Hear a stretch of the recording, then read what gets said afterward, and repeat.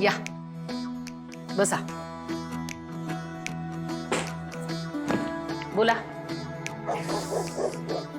एक मिनिट हा. अगं माधवी, त्याला सोड जरा वेळ मोकळं. सारखं कसं बांधून ठेवतेस? प्लीज सोड थोडं.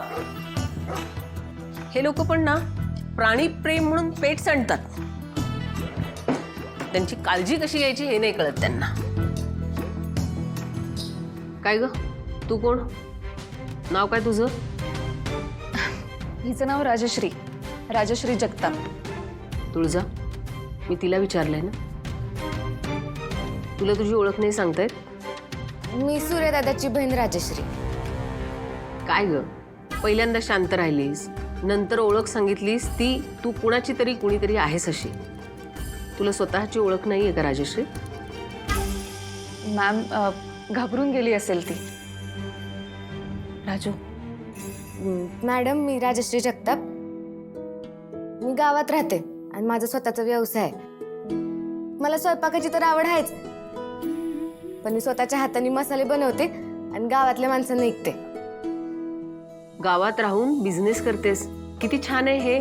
हा, अशीच राहा आणि हसत राहा ग, घाबरतेस काय? आणि बघ, तुझे मसाले घ्यायला मी नक्की येईन हा गावात. हा मॅडम, नक्की या. तर तुळजा, मी तुम्हाला इथे बोलवण्याची 2 कारण आहेत. पहिलं कारण म्हणजे मी तुम्हाला माझ्या फी बद्दल बोलले होते. काय झालं माझ्या फीचं? झाडं लावलीत? हो मॅम, काम पूर्ण झालेलं आहे. आणि फक्त झाडं लावली नाहीयेत, तर ती मेंटेन करण्याची जबाबदारी सुद्धा आम्ही घेतली आहे. त्यामुळे आमच्यापैकी कोणी ना कोणीतरी तिकडे चक्कर मारतच. सो तुमची फी जमा झाली आहे असं समजा. उत्तम. आता दुसरं काम असं आहे की स्पॉट पंचनामा झालेला आहे. त्याचा काही फार फायदा झाला नाही. पण त्याचा फायदा झाला नाही म्हणजे नंतर काहीच सापडणार नाही असं नाही. तर तुम्ही सूर्याला सांगा की तिथे जा आणि काही मिळते का ते बघ. सूर्या जालिंदर आणि शालन या दोघांनाही ओळखतो, त्यामुळे त्यांची वस्तू तो पटकन आयडेंटिफाय करेल. आणि रोज गेला तरी चालेल. मला खात्री आहे की त्या जागेमध्ये ना नक्की काहीतरी सापडेल आणि आपलाच फायदा होईल. ओके? जालिंदर निंबाळकर हा माणूस खूप अहंकारी आहे. तो ह्या भ्रमात राहणार की आपल्याला सापडणारच नाही काही, आणि त्यातच तो काहीतरी चूक करणार. आणि राजू, तो अल्बम दे. हा तुम्ही मागवलेला अल्बम. मॅम, तुम्हाला कशासाठी हवा होता हा अल्बम? मला ना लग्नाचे अल्बम बघायला आवडतात. म्हणजे? ट्रस्ट मी, ह्याचा फायदा होईल. राहू दे हा अल्बम इथेच. आणि मी तुम्हाला फोन करते नंतर. या तो. येतो. या.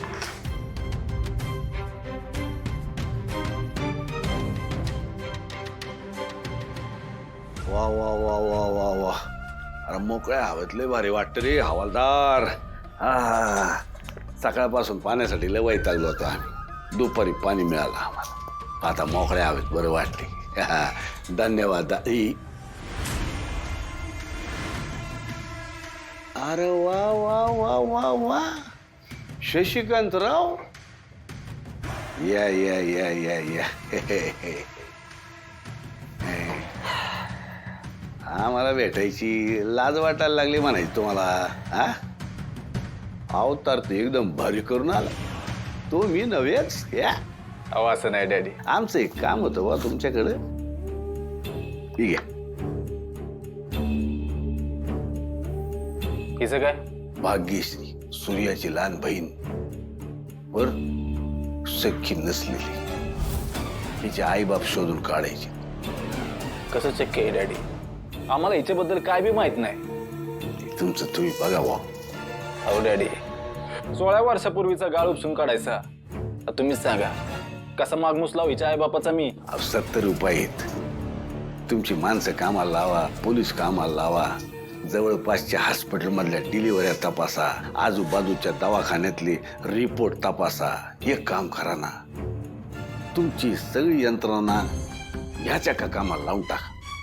हे बघा डॅडी, बाहेर वातावरण लय तापलेलं आहे. पंचवार्षिक तोंडवाली आहे. ते तर आहेच. आम्हाला याच्यामध्ये काय बी अडचणी नको आहेत. तुम्हाला चांगलं ठाव आहे. सत्ता जर हातातून गेली तर तुम्ही आणि आम्ही दोघं बी गोत्यात येऊ. आणि आम्हीच तुम्हाला गोत्यात आणलं तर डॅडी काय शशिकांतराव, आमचे काय जरा वाईट दिवस सुरू झाले तर आपण एकत्र घालवलेले चांगले दिवस विसरलात का? हा, पुष्पा काकी पुष्पा काकीची बाडी आपणच दोघांनी मार्गी लावली, विसरलात का? आम्ही जर हिथून सुटलो नाही तर आम्हाला हिथं कोणतरी जोडदार पाहिजे का नको? हा, एकट्या लय वैताग घेतो इथं, आणि तुमच्यापेक्षा दुसरा चांगला जोडीदार कोण मिळणार आम्हाला? डॅडी, अहो खिंडीत पकडून मारायची तुमची जुनी सवय आम्हाला चांगली ठाव आहे. एवढ्या वेळ जरा समजून घ्या. शशिकांतराव, यापुढे आम्ही फोन केला दोन रिंग मध्ये फोन उचलला गेला पाहिजे. तिसरी रिंग जर काय झाली, आमदारकीचा सोडाच, नगरसेवक म्हणून मी तुम्हाला कोणी उभं करणार नाही अशी गत करून सोडू. आम्हाला लागेल तेवढी माणसं, लागेल तेवढा पैसा मिळाला पाहिजे. आणि हा, हे भाग्यश्रीची आई बाप, नाहीतर तुम्ही पुष्पा काकीला पुरतानाचा व्हिडिओ आहे आमच्या छत्रीकडे, तो कोर्टात आम्ही पुरावा म्हणून सादर करून टाकू. वा एक गोष्ट लक्षात ठेवायची, आमच्यापासनं लांब पळण्याचा विचार करायचा नाही, नाहीतर तुम्हाला हित कसं आणायचं ते आम्हाला चांगलं माहिती आहे.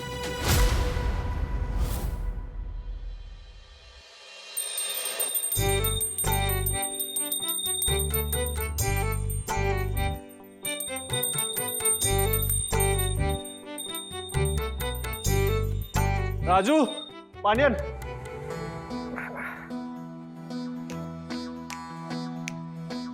दादा आज लवकर आलं. वय राजू आणि तुळजा नाही आले अजून. नाही ना, त्यांची एसटी लेट झाली म्हणून त्यांना यायला उशीर होईल. येतीलच थोड्या वेळ. अरे सूर्या, नग लय काळजी करू, येतील त्या.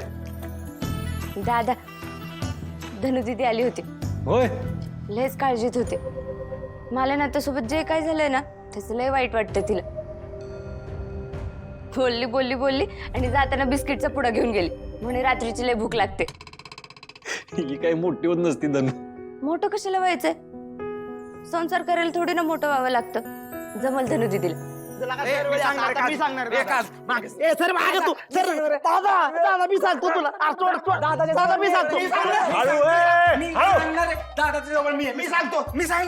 सांगा कुणीतरी, सांगा. सगळे दोघांनी एकत्र सांगा. सांगा काय झालंय. दादा, तो आमदार शशिकांत सोबत जालिंदरला भेटायला गेला होता. काय? हो. कशासाठी?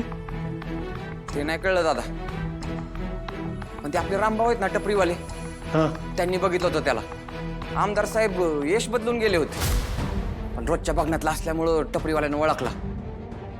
दादा, अख्ख्या गावात सगळीकडे ही चर्चा चालू आहे बघ.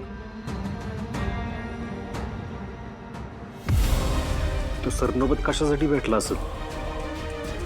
डॅडी आता नक्की कुठला डाव टाकायच्या माग आहेत?